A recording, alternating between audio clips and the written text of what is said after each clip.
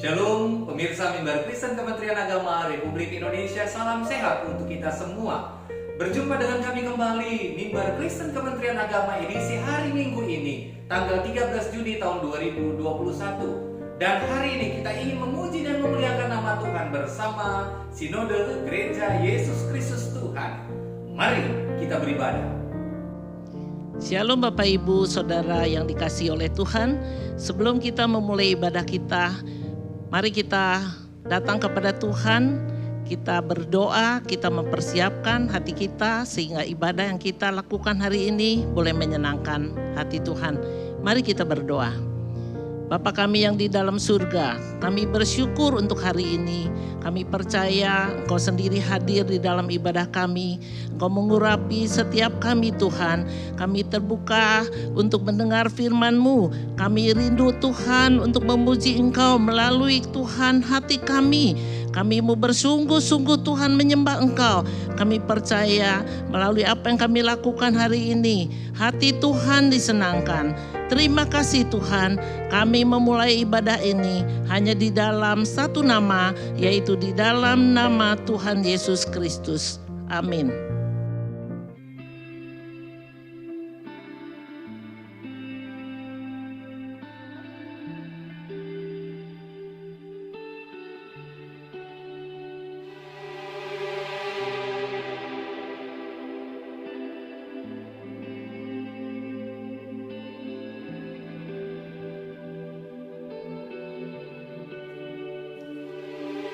Segala yang terbaik telah ku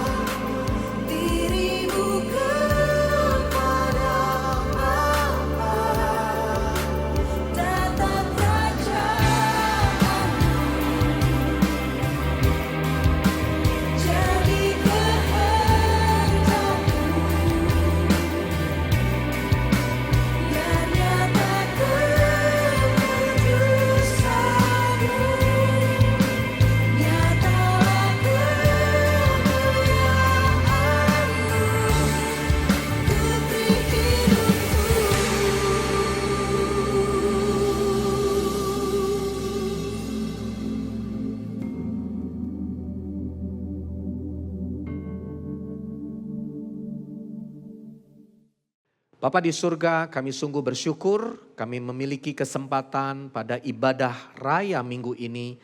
Kami sudah memuji-Mu, bahkan kami mau menyiapkan hati kami sebagai tanah yang subur agar benih firman Tuhan ditaburkan, bertumbuh, berbuah dan berlipat kali ganda 30, 60 bahkan menjadi 100 kali lipat dalam hidup kami.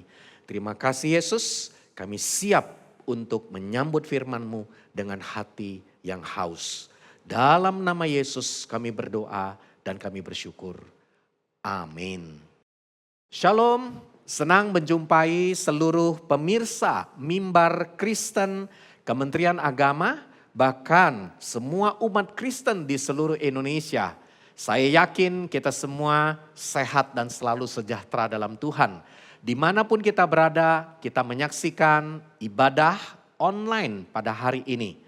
Saya Seno Wijaya, Abba Love Ministry di Jakarta. Kami memiliki sebuah kesempatan untuk bisa bersama-sama menyampaikan dan membawa kebenaran firman Tuhan yang Tuhan mau kerjakan di tengah-tengah kita pada hari-hari ini. Mari kita siapkan hati kita. Hari ini saya mau menyampaikan sebuah tema yang saya beri judul Sang Kasih Karunia. Apa maksudnya? Saya temukan di dalam Yohanes pasal yang pertama ayat yang ke-14 dan 16. Firman itu telah menjadi manusia dan diam di antara kita. Dan kita telah melihat kemuliaannya, yaitu kemuliaan yang diberikan kepadanya sebagai anak tunggal Bapa. Penuh kasih karunia dan kebenaran. Ayat 16. Karena dari kepenuhannya kita semua, katakan kepada sebelahmu, katakan kepada orang-orang di sekitarmu, termasuk di live chat, kita semua telah menerima kasih karunia demi kasih karunia. Wow, ternyata Tuhan memberikan kepada kita gambaran bahwa Dia adalah pribadi yang menjadi dan bahkan memberikan kasih karunia demi kasih karunia ke dalam kehidupan kita. Dialah sang kasih karunia itu sendiri. Hari ini saya yakin kita semua membutuhkan kasih karunia. Di dalam menghadapi tahun 2020, bahkan di dalam tahun 2021. Boleh dikatakan dunia, setiap kita dalam aspek apapun, kita membutuhkan kasih karunia demi kasih karunia. Di dalam Alkitab, kata kasih karunia dituliskan 125 kali. Menunjukkan betapa pentingnya kasih karunia selalu harus ada dalam kehidupan kita. Kalau dibagi dari 365 hari, paling tidak 3 hari sekali kita perlu kasih karunia. Tapi kalau lihat dari wajah kita, apa yang kita alami? Wow, kita butuh kasih karunia setiap hari, setiap saat. Apakah benar? Yang setuju, sebutkan di dalam pernyataan live chatmu. Amin, kita membutuhkan kasih karunia itu. Dan yang menarik sekali, dari kitab perjanjian baru, kita menemukan bahwa dari suratan-suratan rasul-rasul, secara garis besar, kalau kita membacanya, selalu ada kalimat di depan ditulis dengan kata kasih karunia dan ditutup juga dengan kata kasih karunia. Artinya memang segala sesuatu dimulai dari kasih karunia dan diakhiri juga dengan kasih karunia. Hari ini kembali kita mau belajar ada kasih karunia dari Yesus Kristus. Sebagai anak tunggal Bapa yang mengalami kepenuhan dalam kasih karunia itu yang Dia ingin bagikan kepada saudara. Mari kita lihat di dalam Efesus pasal 2 ayat 8 sampai 9. Sebab karena kasih karunia kamu diselamatkan oleh iman. Itu bukan hasil usahamu tetapi pemberian Allah. Itu bukan hasil pekerjaanmu. Jangan ada orang yang memegahkan diri. Dari ayat yang kita baca, kita menemukan ternyata bahwa Yesus adalah sang kasih karunia yang menyelamatkan hidup kita. Haleluya. Berapa banyak saudara sudah mengalami sang kasih karunia yang menebus, menyelamatkan hidupmu. Saya mengalami di waktu usia di SMA, bagaimana Tuhan menyelamatkan hidup saya. Saya menerima pemberitaan kasih karunia Injil Tuhan, Injil Kerajaan. Bagaimana dia adalah bukan hanya juru selamat, tapi dia juga adalah Tuhan yang menyelamatkan dan memimpin hidup saya. Dan pasti semua kita yang ada di tempat ini, kita juga menerima kasih karunia yang sama. Berapa lama saudara sudah lahir baru, diselamatkan? Saya sudah mengalami puluhan tahun yang lalu. Mungkin ada yang baru, atau mungkin ada juga yang sudah lebih lama lagi. Namun hari ini, mari kita ingat bahwa ada sang kasih karunia yang memiliki rencana yang indah, yaitu menyelamatkan setiap kita. Berapa banyak pribadi-pribadi yang mendengarkan firman Tuhan pada hari ini. Mari terima dia sebagai sang kasih karunia yang akan menyelamatkan hidup kita. Kita menerima hidup yang kekal oleh karena ada anak dari Bapa, anak yang tunggal yang sudah diberikan kepada kita dan menyelamatkan seluruh dunia, bahkan kita ada di dalamnya. Puji Tuhan. Namun gak cukup. Ternyata sang kasih karunia bukan hanya sekedar menyelamatkan kita. Yesus juga punya rencana yang kita temukan dari kasih karunia menyelamatkan. Kita bisa lihat di dalam kasih karunia yang kedua, yaitu Roma 3 ayat 24 sampai 25 saya bacakan. Dan oleh kasih karunia telah dibenarkan dengan cuma-cuma karena penebusan dalam Kristus Yesus. Kristus Yesus telah ditentukan Allah menjadi jalan pendamaian karena iman dalam darahnya. Hal ini dibuatnya untuk menunjukkan keadilannya karena ia telah membiarkan dosa-dosa yang telah terjadi dahulu pada masa kesabarannya. Kalau kita membaca ayat ini, kita akan menemukan bagaimana Tuhan membenarkan dan mendamaikan kita. Mari kita lihat ayat 26. Maksud Tuhan ialah untuk menunjukkan keadilannya pada masa sekarang. Supaya nyata bahwa ia benar dan juga membenarkan orang yang percaya kepada Yesus. Ternyata sang kasih karunia bukan hanya menyelamatkan kita, tapi dia juga adalah sang kasih karunia Yesus Kristus yang membenarkan dan mendamaikan hidup kita. Wow, begitu luar biasa. Apakah kita pernah mengalami masa-masa di mana kita mengalami jatuh bangun dalam dosa? Dan apakah kita ingat dengan Wahyu 12 yang disebutkan, iblis mendakwa kita siang dan malam. Dan tidak bosan-bosannya dia menuduh kita. Mungkin ada di antara saudara dan saya yang sedang mengalami masa-masa tuduhan, tekanan, intimidasi, perasaan tidak berlayak. Saudara sudah ikut Tuhan Yesus, saudara sedang mengalami masa-masa sulit pada hari ini. Dan sepertinya engkau jatuh, engkau tidak berdaya, engkau terikat dengan dosa, engkau mengalami berbagai persoalan yang mengikat hidupmu. Namun hari ini dengar firman Tuhan berkata, ada sang kasih karunia, yaitu Yesus. Dia yang akan membenarkan dan mendamaikan engkau kembali. Ada amin saudara? Dialah pembela. Dia berhadapan dengan penuntut di dalam pengadilan, di mana Bapa adalah hakim. Di mana Bapa yang akan menentukan. Tapi Yesus berkata, aku yang sudah membenarkan dan mendamaikan hidupmu. Luar biasa. Hari ini tidak ada lagi tuduhan. Tidak ada lagi dakwaan. Namun dia sudah menebus. Dia sudah membenarkan, mendamaikan saya dan saudara di hadapan Bapa di surga. Apakah kita ingat dengan perjamuan kudus? Setiap kita melakukan perjamuan kudus, ini mengingatkan untuk kita bahwa dia sudah membenarkan dan mendamaikan kita. Maka betapa pentingnya kita lakukan perjamuan kudus. Itu bukan sebagai sebuah liturgi, Tetapi itu sebagai sebuah bentuk kita mengingat sang kasih karunia yang membenarkan dan mendamaikan kita. Puji Tuhan. Yang setuju, tuliskan di live chat, bahkan di komentarmu, katakan, saya bersyukur untuk kebenaran, untuk pendamaian yang sudah Engkau beri ke dalam kehidupan saya. Namun, tidak cukup sampai di sana. Ada kasih karunia yang berikutnya lagi, di mana sang kasih karunia Yesus Kristus akan membawa kita ke sana. Saya bacakan dalam Titus 2 ayat yang ke-11 ya, sampai pada ayat yang ke-12.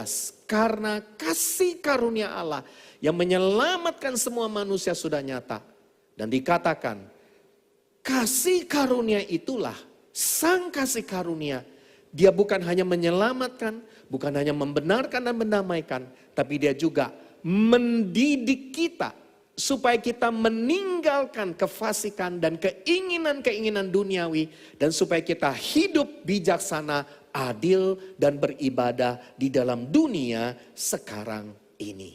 Wow, hari ini semua kita, mari kita alami bagaimana Tuhan ternyata Dia juga mengizinkan ada kasih karunia yang mendidik kita. Yang membawa kita supaya kita hidup di dalam kebijaksanaan, adil dan beribadah. Bicara tentang karakter yang berubah. Apakah kita masih ingat bagaimana kita mengalami proses-proses di mana kita mengalami didikan, ajaran dari Tuhan. Bahkan kitab Ibrani pasal 12 berkata, ya, kita bukan anak-anak gampang. Kalau anak-anak gampang gak ada didikan apapun. Justru karena kita adalah anak yang dikasihi oleh Bapa kita. Kita mengalami bukan lagi ajaran, didikan. Hajaran. Dihajar. Waduh, kalau ngomong kalimat ini langsung kurang enak. Dihajar. Baca ayatnya, Ibrani pasal 12. Kita dihajar. Duka cita membawa pertobatan dalam hidup kita. Kenapa? Karena kita adalah anak yang disayang dan dikasihi oleh Bapa kita. Saudara, maka hari ini saya mau sampaikan, jangan sampai kita hanya sekedar menerima kasih karunia yang dibenarkan, didamaikan. Akhirnya lama-lama kita merasa apa-apa bisa didamaikan kembali, apa-apa bisa dibenarkan kembali. Tapi kita juga mesti ingat, di sisi lain ternyata kita juga mengalami bagaimana kita dididik, diajar. Bahkan firman Tuhan bilang kita dihajar supaya kita mengalami perubahan dalam hidup kita. Menjadi bijaksana, menjadi adil dan beribadah. Kata beribadah di sini bukan bicara ibadah hari Minggu. Hidup kita dengan moral yang benar. Hidup yang saleh, berubah dalam hidup kita. Wow, apakah kita ingat dengan 2 Timotius 3 ayat 16. Firman Tuhan berkata, segala tulisan yang diilhamkan Allah memang bermanfaat untuk mengajar, untuk menyatakan kesalahan, untuk memperbaiki kelakuan, dan dikatakan untuk mendidik orang dalam kebenaran. Ternyata seperti kitab Yohanes berkata, firman adalah Allah. Firman adalah Yesus. Yesus adalah firman itu sendiri. Dan Yesus, sang kasih karunia, sang firman, dialah yang mengajar dan mendidik, memproses hidup kita. Maka jangan lari dari proses Tuhan. Jangan kita lari dari pembentukan Tuhan. Jangan kita hari ini berkata, Tuhan aku gak mau lagi. Dan aku merasa sepertinya tidak mampu. Ingat, di waktu kita mengalami diajar, dididik Tuhan, justru kita akan menerima kasih karunia yang luar biasa. Wow. Jadi kita mengalami yang ketiga, sang kasih karunia yang mengajar dan mendidik kita.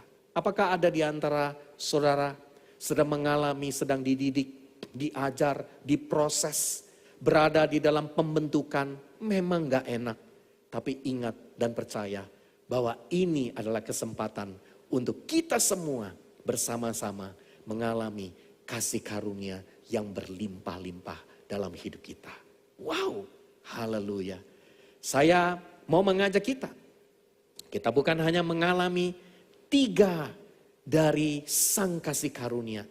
Bagaimana sang kasih karunia Yesus sudah menyelamatkan, membenarkan dan mendamaikan kita. Dan dia juga mengajar dan mendidik kita. Tapi hari ini kita mau belajar dari sang kasih karunia yang akan membawa kita mengalami pertolongan setiap hari dalam hidup kita. Apakah kita mau tahu? Ini yang keempat.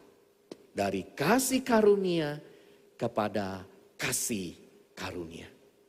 Mari kita lihat di dalam 2 Korintus pasal 12 ayat yang ke-7 sampai pada ayat yang ke-9.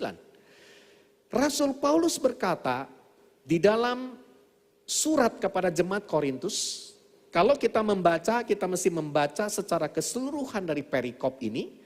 Dari ayat 1 sampai 6 sebagai sebuah dasar kenapa Rasul Paulus menyatakan pada ayat yang ke-7. Dia berkata demikian, dan supaya aku jangan meninggikan diri sombong karena penyataan-penyataan yang luar biasa itu. Apa maksudnya penyataan yang luar biasa? Saudara bisa baca pada ayat pertama sampai ayat yang ke-6.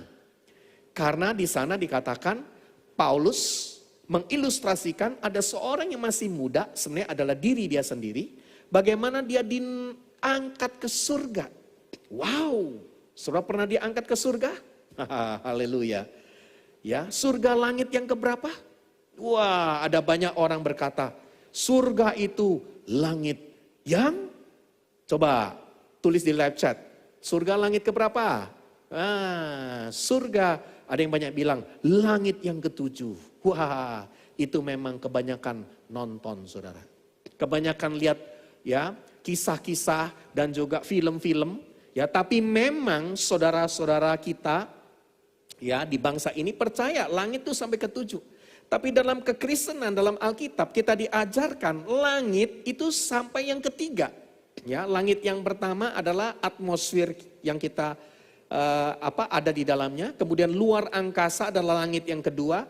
Tapi Alkitab mengatakan, mengajar kepada kita bagaimana kita masuk ke langit yang ketiga, yaitu alam yang tidak kelihatan, alam sorgawi, itulah langit yang ketiga. Dan dikatakan dia naik ke langit yang ketiga, yaitu ke sorga, dan dia lihat banyak hal penyataan yang luar biasa tadi. Dan yang luar biasa, Rasul Paulus dapat tiket PP.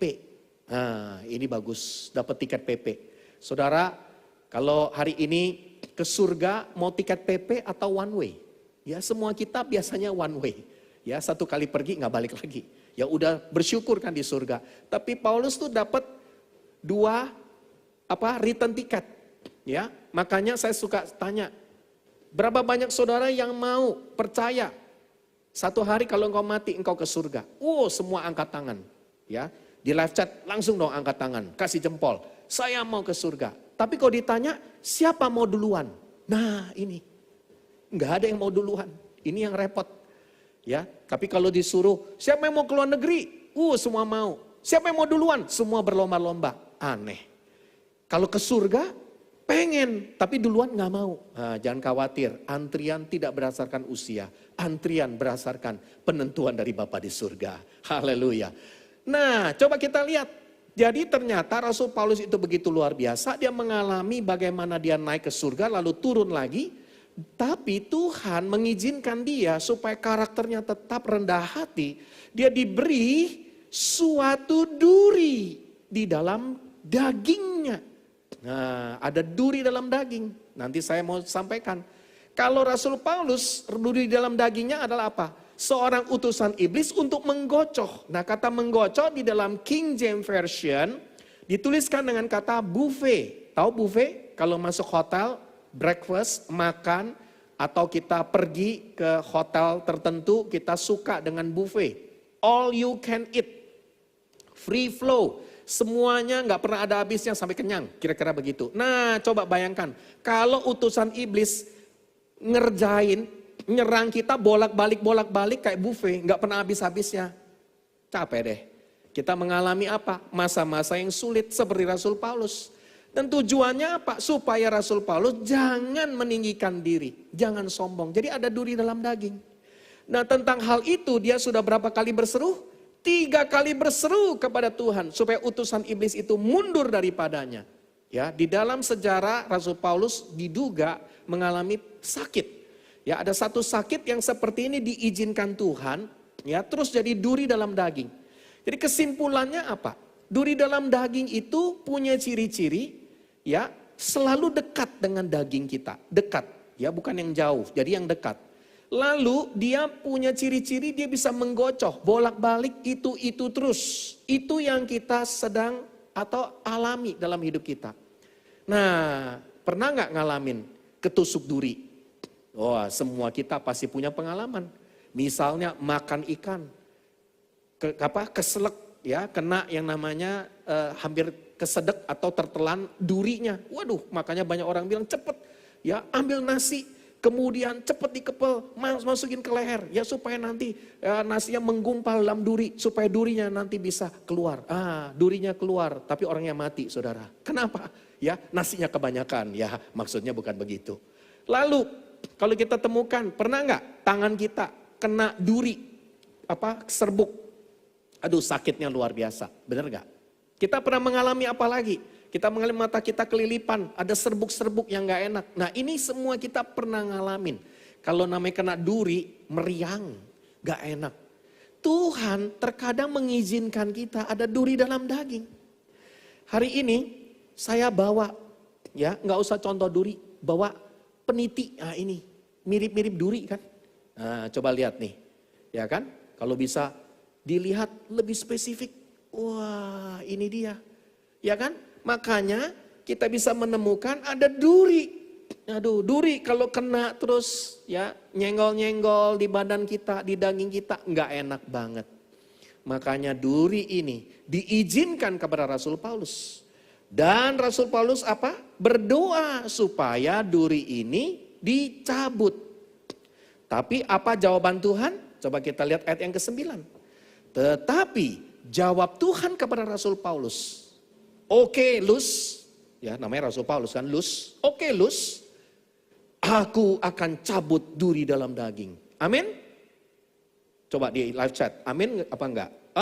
Kalau yang bilang amin, kurang baca ayat firman Tuhan. Tuhan gak pernah cabut duri dalam daging, gak pernah. Yang dia lakukan apa? Yang dia lakukan adalah cukuplah kasih karunia Tuhan bagi dia. Jadi kesimpulannya Tuhan gak pernah cabut duri dalam daging. Justru duri dalam daging diizinkan supaya dalam kelemahan itu duri dalam daging. Kuasa Tuhan menjadi sempurna. Amin. Sebab itu terlebih suka aku bermegah, Rasul Paulus berkata, atas kelemahanku duri dalam daging supaya kuasa Kristus turun menaungi aku. Wow. Jadi ternyata dari duri dalam daging, justru di sanalah kita diizinkan mengalami kuasa Tuhan yang sempurna. Saudara mau mengalami kuasa Tuhan yang sempurna?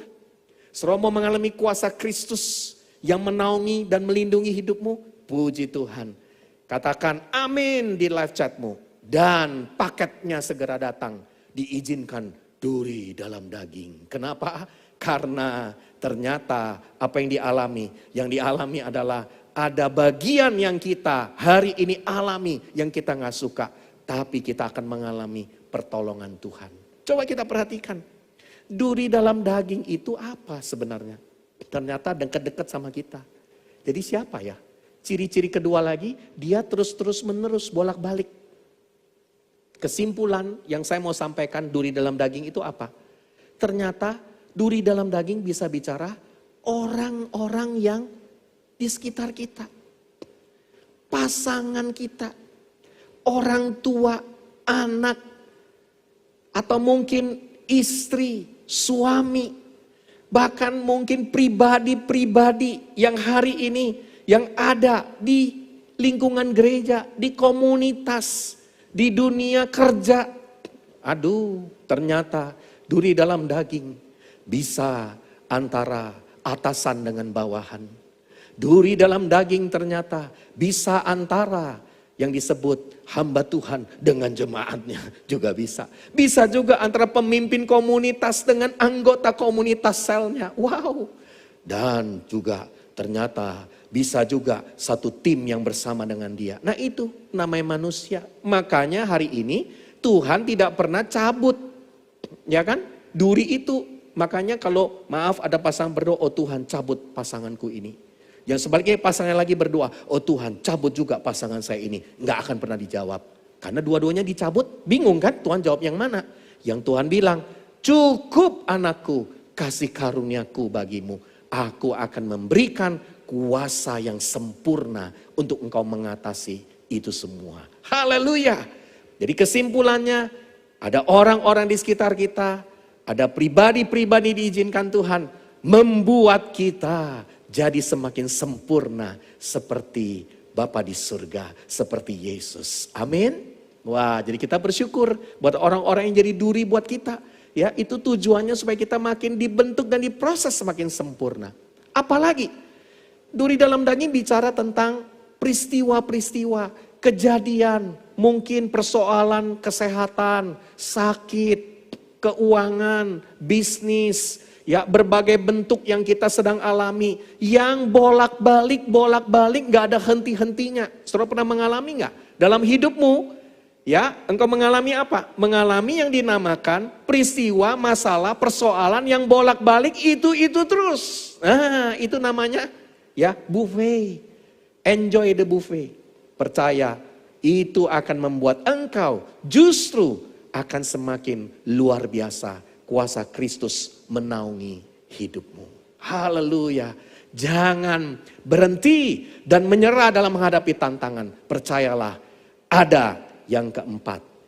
Apa? Sang kasih karunia yang memampukan dan yang mencukupkan segala sesuatu dalam kehidupanmu. Katakan amin. Tulis saudara, nyatakan. Beritahu kepada orang-orang di sekitarmu. Sampaikan firman Tuhan, khotbah hari ini. Buat mereka yang sedang mengalami keputusasaan, kebingungan, mereka nggak tahu mereka mesti lakukan apa. Dengar baik-baik, ada sang kasih karunia yang akan memampukan dan mencukupkan untuk semua kita. Saya mau tutup firman Tuhan hari ini dari Ibrani pasal 4 ayat yang ke-16. Mari kita baca bersama-sama. Sebab itu, marilah kita dengan penuh keberanian menghampiri tahta kasih karunia. Wow. Kita bersama-sama datang kepada Yesus Kristus, sumber kasih karunia. Dan dia sudah mengutus Roh Kudus untuk memampukan kita. Supaya kita, saya dan saudara menerima rahmat dan menemukan kasih karunia untuk mendapat pertolongan kita pada waktunya. Dengar baik-baik. Waktu yang tepat dia akan menyatakan kasih karunia-Nya yang berlimpah dalam hidup kita. Berapa banyak di antara saudara yang hari ini engkau berkata, Tuhan ini saya. Berapa banyak juga engkau yang sedang mengalami sakit, mengalami berbagai tantangan. Percayalah hari ini kita datang kepada sumber tahta kasih karunia itu. Dan kita akan mendapatkan pertolongan tepat pada waktunya. Amin saudara. Hari ini saya mau ajak kita semua. Mari kita bersama-sama berdoa di hadapan Tuhan.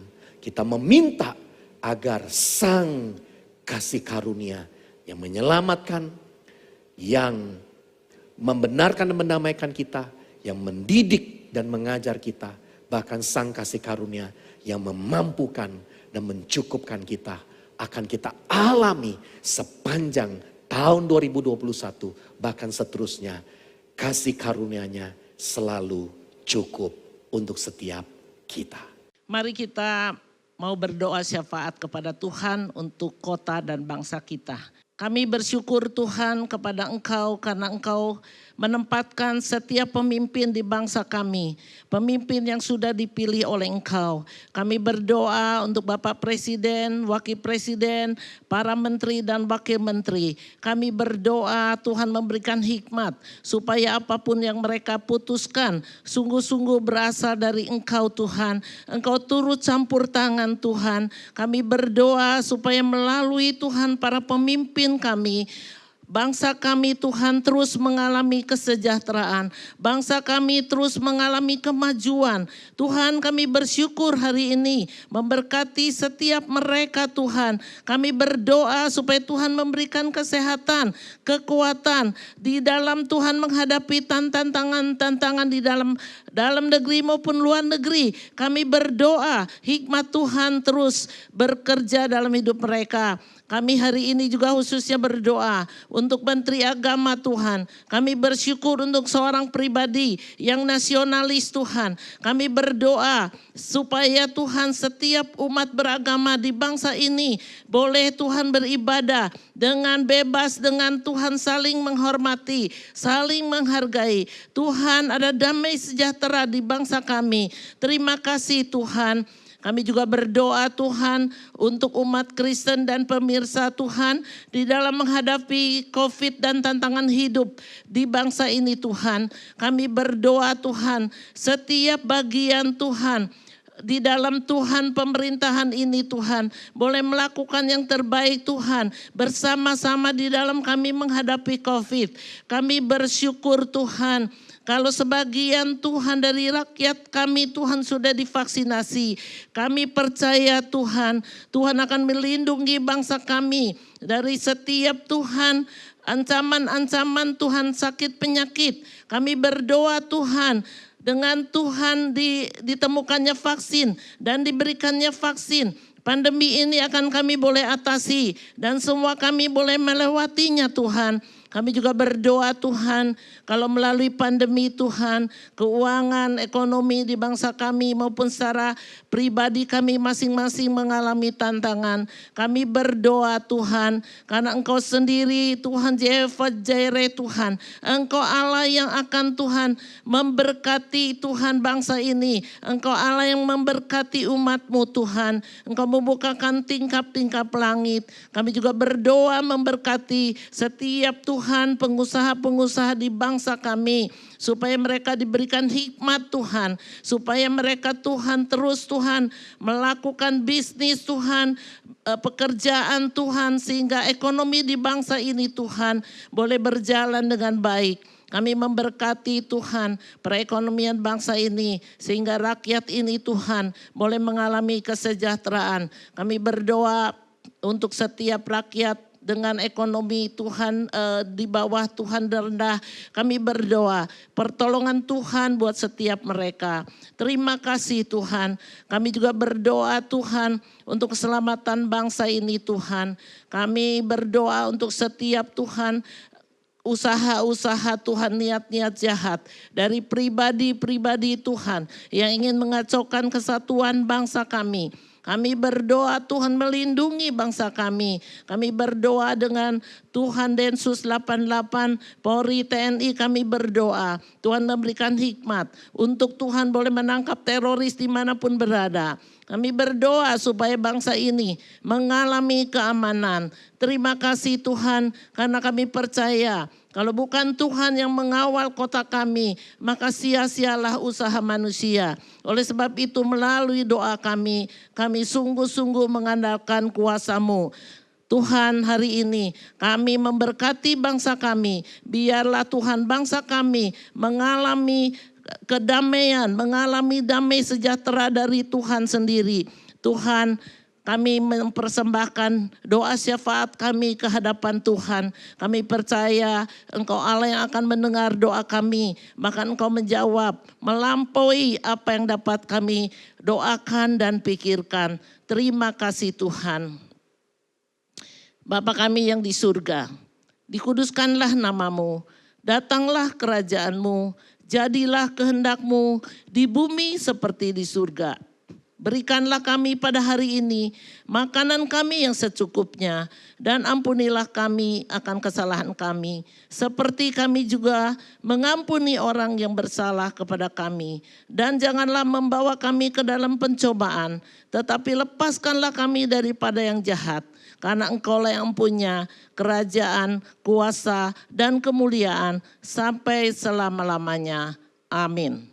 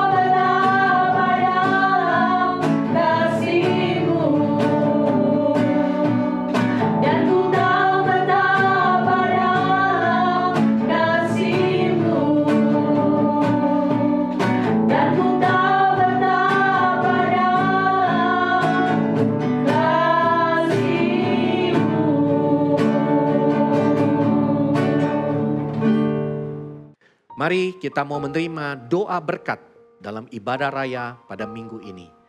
Sebab itu saudara-saudara, terimalah kasih karunia dari Bapa di surga, cinta kasih dari Yesus Kristus yang menjadi sang kasih karunia yang diutus oleh Bapa untuk memberikan yang terbaik, kekuatan buat setiap kita. Dan biar kiranya Roh Kudus akan menyertai kita dari hari ini sampai selama-lamanya. Dalam nama Yesus, semua kita yang percaya sama-sama kita katakan amin. Pelayanan Mimbar Kristen Kementerian Agama Republik Indonesia edisi hari Minggu ini tanggal 13 Juni tahun 2021 telah selesai kita ikuti. Dan kami mengucapkan terima kasih kepada Pastor Seno Wijaya dari Sinode Gereja Yesus Kristus Tuhan dan segenap pelayan yang sudah melayani dalam minggu ini. Juga puji-pujian yang sudah dibawakan. Dan biarlah pelayanan pada hari Minggu ini menjadi semangat dan juga menjadi pengharapan besar bagi umat Kristen, pemirsa Mimbar Kristen Kementerian Agama untuk tetap terus bergumul karena kasih karunia Tuhan ada di tengah-tengah kita. Mari kita menerapkan protokol kesehatan dengan benar dengan menerapkan 5M. 1. Memakai masker. 2. Menjaga jarak. 3. Mencuci tangan dengan air mengalir dengan menggunakan sabun. 4. Menjauhi kerumunan. Dan yang 5. Mengurangi mobilitas. Pelayanan Mimbar Kristen adalah pelayanan yang kami boleh bawakan melalui Direktorat Jenderal Bimbingan Masyarakat Kristen Kementerian Agama. Dan pada hari Minggu ini pelayanan sudah kita lakukan dan tetap kami atas nama pimpinan Direktorat Jenderal Bimbingan Masyarakat Kristen meminta dan mengharapkan kita untuk tetap melakukan protokol kesehatan yang sudah diperagakan. Dan juga kami mengucap terima kasih atas kunjungan saudara di website kami dan Instagram serta YouTube kami. Pelayanan yang kami lakukan melalui media sosial ini biarlah berkenan bagi kemuliaan nama Tuhan. Dan juga tetap subscribe dan juga tekan tombol lonceng untuk mengingatkan saudara-saudara ada Mimbar Kristen Kementerian Agama Republik Indonesia pada edisi Minggu 20 Juni tahun 2021. Tuhan Yesus memberkati.